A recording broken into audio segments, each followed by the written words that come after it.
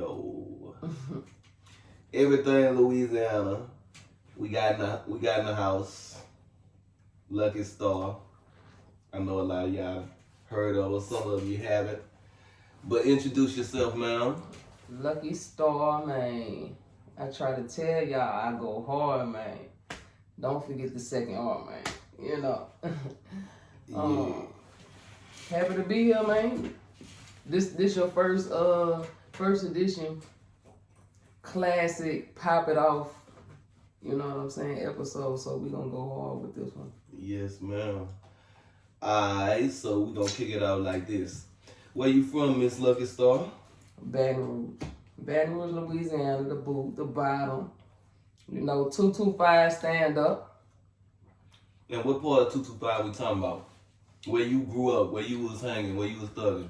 Like, the crazy thing is, I actually lived in a little part of everywhere in BR. Like, when I was born, we stayed in Tigerland, which is like by LSU.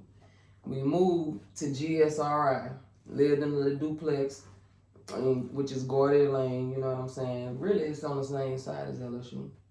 And then from there, we moved to Perkins Village, which is like off Perkins. And then the last house that I lived in with my parents, you know, was in Monticello. So that's when we kind of came up, got straight, you know. So from everywhere. And now, you know, I'm everywhere still. Monticello, that's like by Sherwood, huh? Yeah, Sherwood. Okay. Yeah. So you done been thugging from what, the south to Guardia to... Yeah, I mean, one thing about me, like, I'm not in the streets, but the streets respect me. Yeah, you said know, that in the song, huh? Shit, yeah. Like, I don't be trying to be, I'm not trying to be something I'm not, but the streets respect me because of that, you know what I'm saying? I just be myself. Right. So when you was coming up, what was your upbringing like? Like, what was your family like? Did you have a mama and a daddy? Did you have any brothers, sisters, you know? Shit, yeah.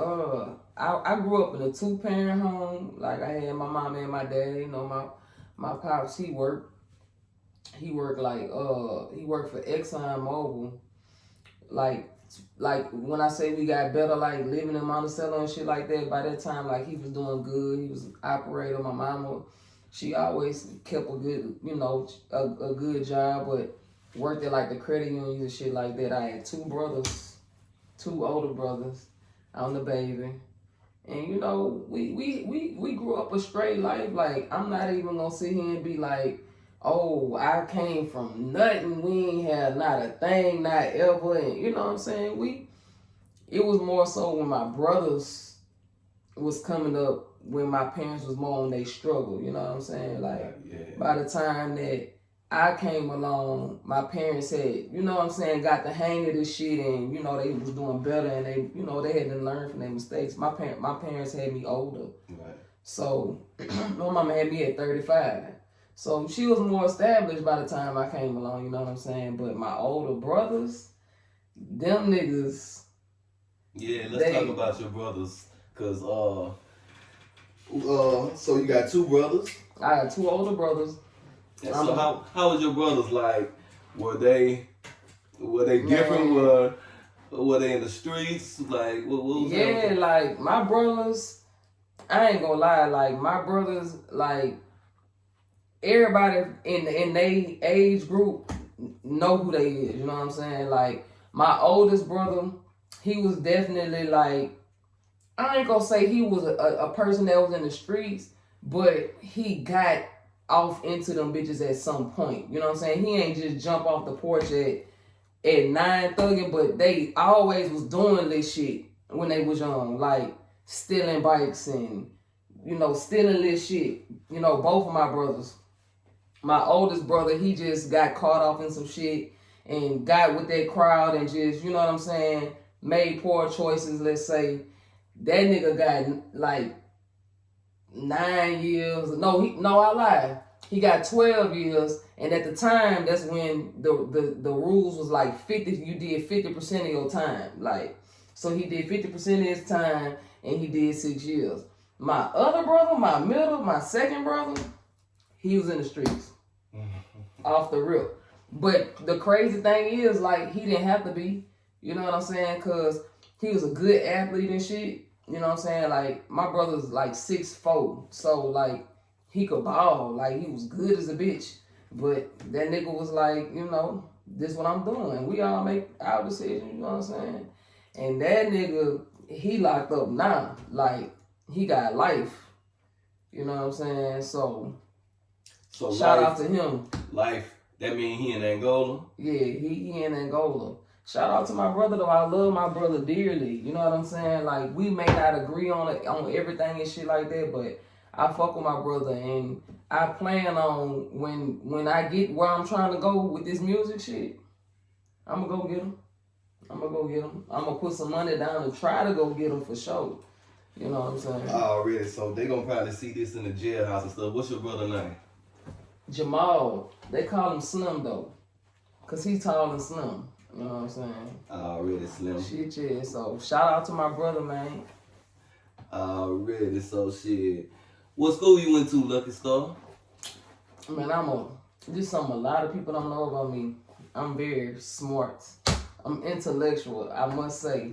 You know what I'm saying? Like, I'm not finna sit here and try to be, you know, niggas be trying to be dumb. That's the trend. Niggas wanna be dumb. You know what I'm saying? Like, I ain't trying to be dumb, nigga. I'm trying to be fucking smart. You hear me? Like, you feel what I'm saying? Like, if more niggas was a little more smart, more niggas probably wouldn't be locked up as much as they is. You know what I'm saying? Like, shit.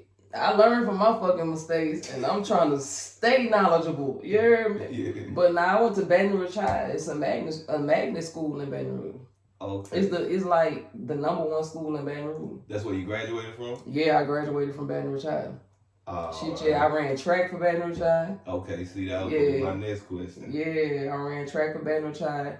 And we was the state champions 4 years in a row. You know, I won state my senior year in the long jump. I mean, in the triple jump. You know what I'm saying? And placed in the long jump.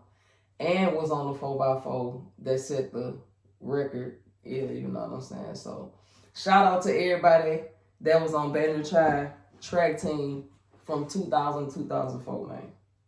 Y'all know what time it is. So, that's all you did when besides rapping when you was in high school? Track? Yeah, like, I started in high school with that band shit. Like, I had played the clarinet since, like, 6th grade. But it's like, once I got to Baton Rouge High and I linked up with the track team and shit, it's just like, that's just what I wanted to do.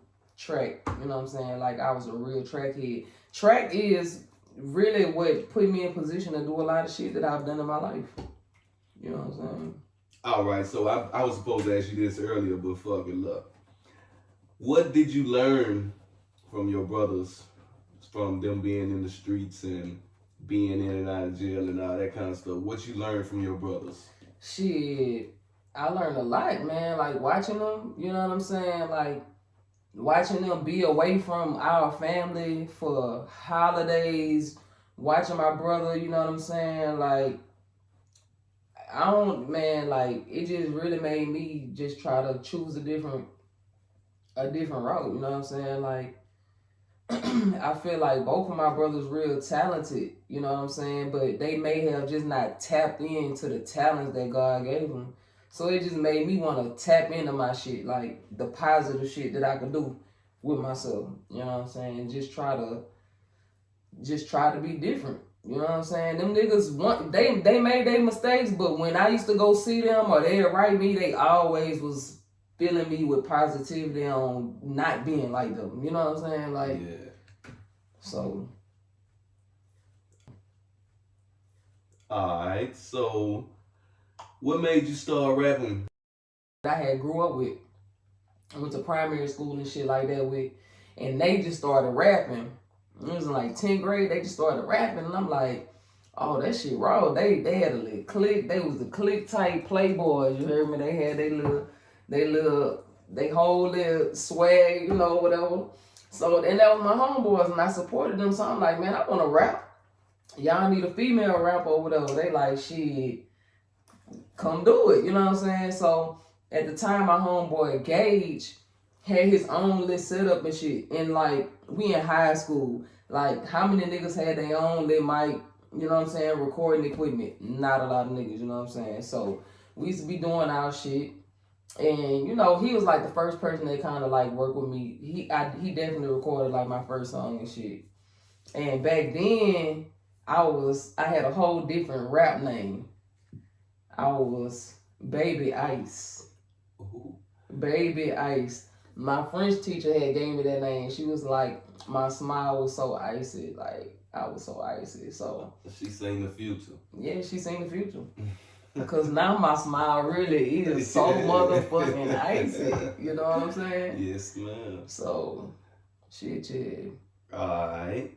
So, what's the name of the record label you rap with or that you affiliated with? Like, Oh, Bayou Boi. Bayou Boi Ent. Bayou Boi forever, man. You know. I linked up with Bayou Boi. I met Fletch, which is the CEO of Bayou Boi. I met him sitting in class at Southern. I went to school on the yard, ran track for them. And one day, me and him, we had the same major. We were sitting in class, and I don't know how we got on that music shit, but he was like, he did music, and I'm like, shit, I do music, and I'm looking for somebody to, you know, link up with. Gage and them was still in Hammond. I went to Southeastern first and ran track for them first.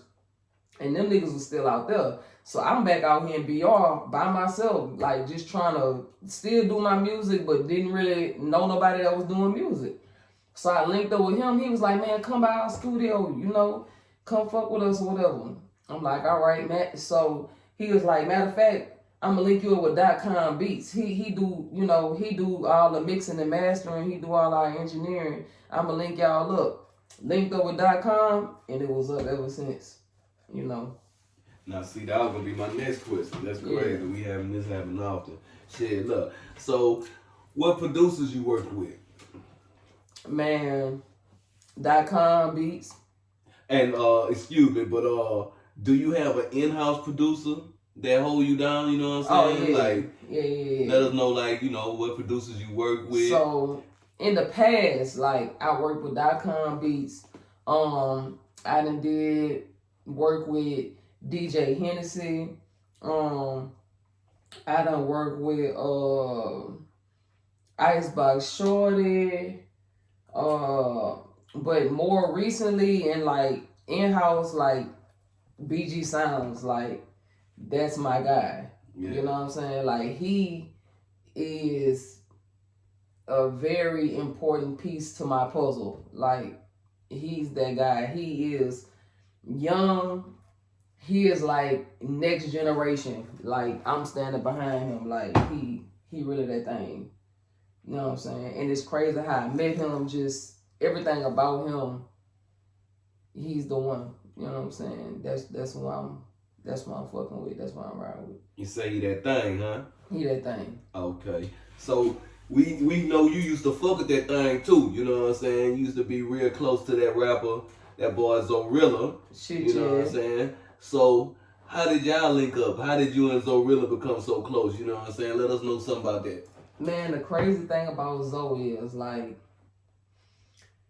he the type of person like you when you in a room with him or in the presence of him, you feel his energy. You know what I'm saying? Like it's good energy. Well, it was for me. You know what I'm saying? I can only speak from my personal experience. When I they had this club in BR, right? Allure. Everybody used to go to Allure. It was the spot. You know what I'm saying? Like Allure was gonna pop. Shout out to Allure, man. Bring back Allure. So so we used to be in there. We used to be in there. You hear me going hard. And Zoe, I at the time, you know what I'm saying? I always liked the grills, the diamonds, the gold, the jewelry, all that or whatever. So I had like maybe 6 or 8 at the bottom, and then like 4 in the front had the diamonds in the bottom. The top I had like 8 open face golds. Like my mouth was for that time, cause this was years back. You know what I'm saying? Yeah. That nigga Zotto, he was like one of the first niggas in BR who had they shit bust down, but like invisible set. Like that nigga shit was pressure. You know what I'm saying? So, but for a female, and at that time, like my shit was pressure. You know what I'm saying? So we had like a understood vibe off the flap, like when we first seen each other. You know what I'm saying? So we'll be in the Lord, you know, having a good time. You know what I'm saying? He'll see me, I see him. We ain't even know each other. You heard me? And he'll just, yeah, you know what I'm saying? And I'll be like, yeah. He'll be like, huh, bro? Yeah, you know, we bucking, we going in or whatever. So then we just started talking. You know what I'm saying? He like, man, you do music and shit. Like, he was a genuine dude. You know what I'm saying? Like, I done worked with a lot of rappers and shit like that and met a lot of rappers. Like, he wasn't a rapper. Like, he could rap, but like, he was just a genuine nigga. And it's like, man, we got to talking. He like, man, we need to link. You know what I'm saying? He showed genuine love, like, from the very beginning or whatever. And it's like, every time I see him, it's always love. He like, man, let's snap it up. We in the club, we out our top. You know what I'm saying? Like, he just was a real nigga. I fuck with him. So did y'all do any music together? Man, we was supposed to do music together. And it's crazy because, like, the week that he got killed, or the next week, I had just been with him. We was partying. They had an all-white party that they be having in April for, like, all the Aries people. So we turned up. My birthday in April. We turned up. I seen him there. We talked. We took pictures and shit. We talked in the DM the next day. You know, I sent him the pictures and shit. He like, man, I'm going up with them bitches. He went up with them bitches, shouted me out on Instagram like, this my girl. She do music. Fuck with her. I fuck with her. I stand behind her. Like, y'all niggas sleep. You know what I'm saying? That week, he got killed. Like, we didn't even have time to link. You know what I'm saying? But he fucked with me, man. He fucked with me. He fucked with my music. He was a genuine dude, man. I miss him, real talk. Alright. So what other artists have you worked with out of Baton Rouge, out of the world, Louisiana, you know? Like, what other artists you done worked with? I ain't gonna lie.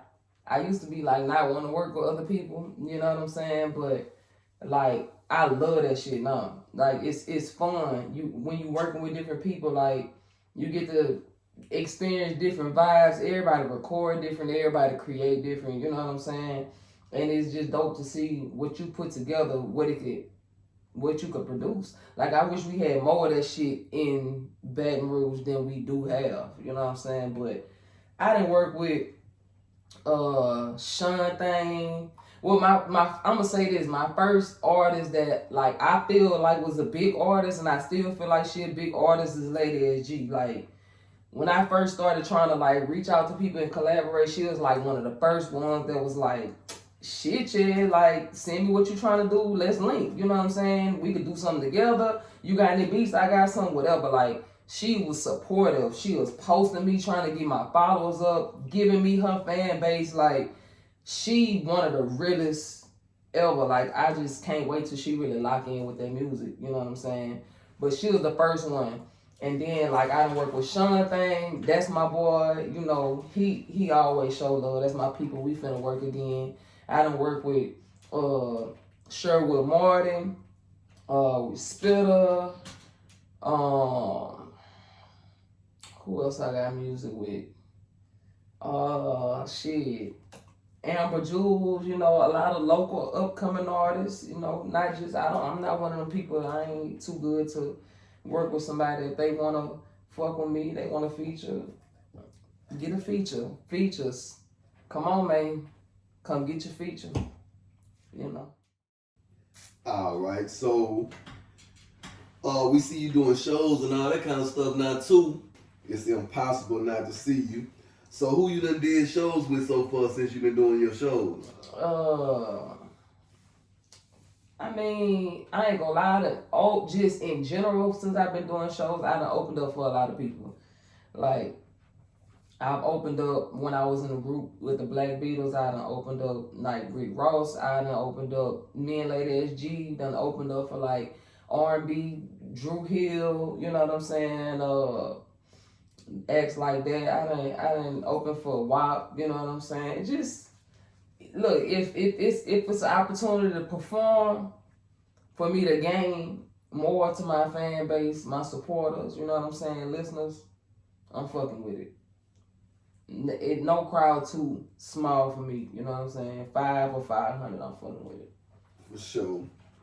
So, what have you learned in your process, in your grind, to gain notoriety in the city? What would you tell other artists, like when they trying to come up? You know what I'm saying? Like what you learned in your come up that you feel will be valuable to other artists. Man, I say, one, don't never be afraid to like go at something that you're trying to do. Cause I used to be like that. Like I say, I used to not want to do features and shit like that because I ain't want to reach out to somebody and they reject me or be like, I don't want to do a song or they leave me on red or some shit like that, man. Fuck all that. They human just like you. They bleed just like you bleed. If you reach out to them and they don't want to fuck with it, it's cool. You know what I'm saying? Because at the end of the day, the same people you look down on are going to be the same people you looking up at. You know what I'm saying? I don't trip about that type of shit. I used to think like that, like, man, but then I got to thinking like, shit, the difference in you and me, the only difference in you and me is shit, you more popular, more people know about you. You had more exposure or whatever the case may be. I just ain't there yet. But shit, that don't mean you rap better than me. That don't mean you're more cold than me. You know what I'm saying? None of that. So I would say that's the main thing. Like, if it's somebody you want to work with, you never know. Because it was people like, I thought for sure Lady SG, because she would have charged me, you know what I'm saying, feature price off the flap. This what it is, man. She was like, let's work. You know what I'm saying? So just go after what you're trying to do. Don't be scared. You know what I'm saying? Because I'm telling you, like, I didn't experience it. I reach out to people, try to work, you know what I'm saying? Like, and they'll not want to fuck with me. And like 6 months later, it's the whole reversal. They want to fuck with me. You know what I'm saying? And this has happened several times over years. Right. We might need to have another interview about this later on and put it on, put it out there in the air. You know. Man, it done happened with so many instances that you'll be surprised. Yeah. You'll be surprised. So we could say what keep you motivated, but shit, you bubbling now, so shit, that there by itself should keep you motivated. But what kept you motivated before you really start like noticing that the people in the city and the people in Louisiana and the world start fucking with you like for real, for real? Man, shit, a good support system of friends. Cause man, I ain't gonna lie, I had gave up that shit at one point.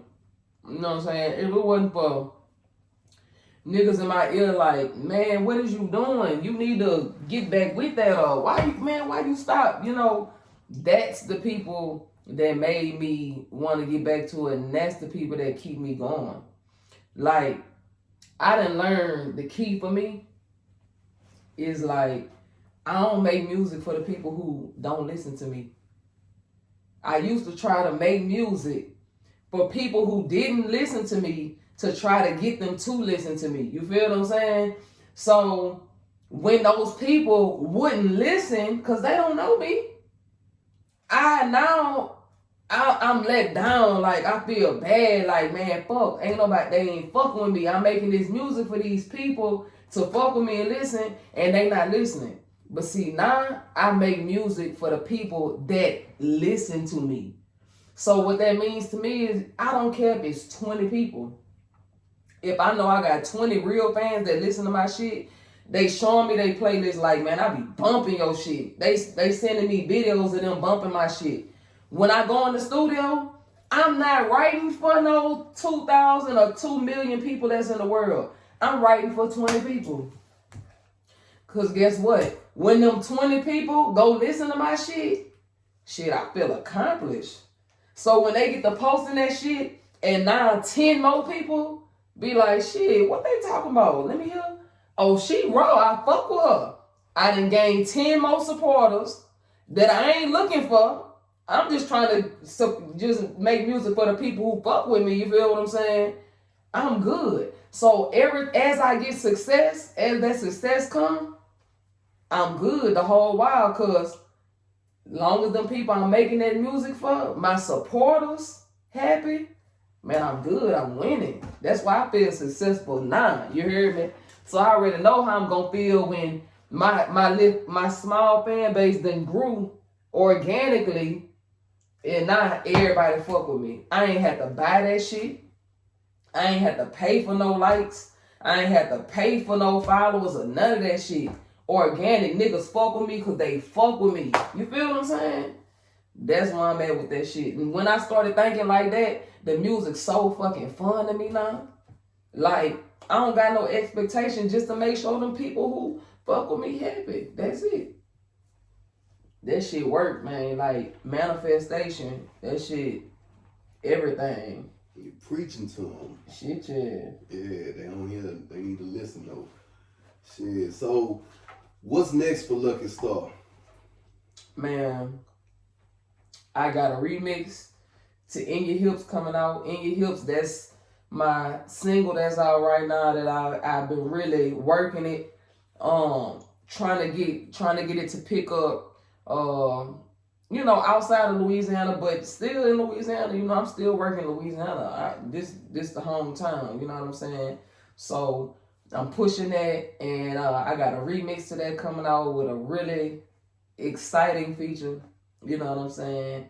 It's gonna be a good one for sure. Like, that bitch gonna be everywhere. Like, you ain't gonna have no choice. And then starting the new year, I actually just was competing in like it's like a female competition for stud female rappers, you know what I'm saying? And it's called Sessions 365 TV, and they do different states, different cities, whatever. They just did Louisiana, and it started off with 16 artists, and your fans and your supporters vote for you over a process of about a week, and I won, you know what I'm saying, out of 16. So, like, with the whole Sessions thing, like, wait, hold up, because I'm full of that shit.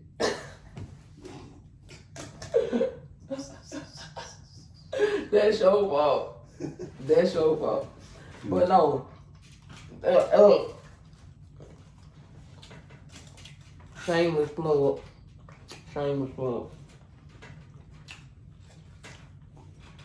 Okay, yeah. Probably gonna have to edit that out. This how it goes. But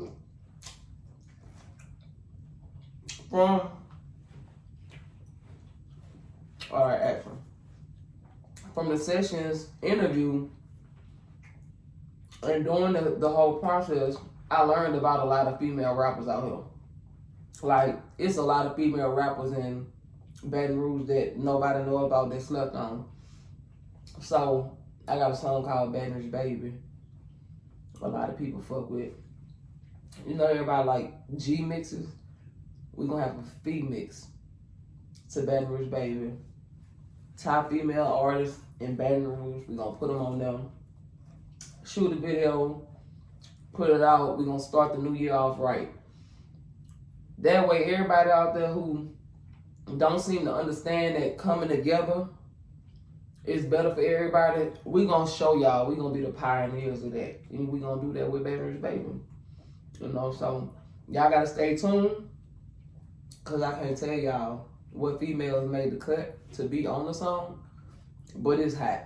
Oh, so the song done? The song is in the works. Like, the artists all have the open verse. Like, everybody know what time it is.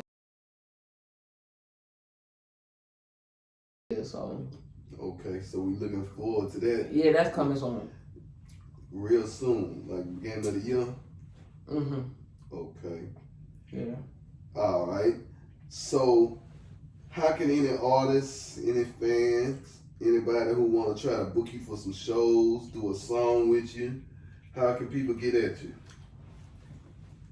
Look, I ain't hard to find though.